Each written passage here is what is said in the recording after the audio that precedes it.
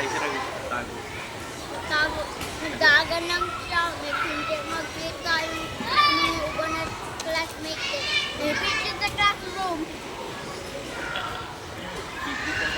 Tama, ang nasa nebe. Ganun siya bibis na classroom. Dahil mo alam. Ay,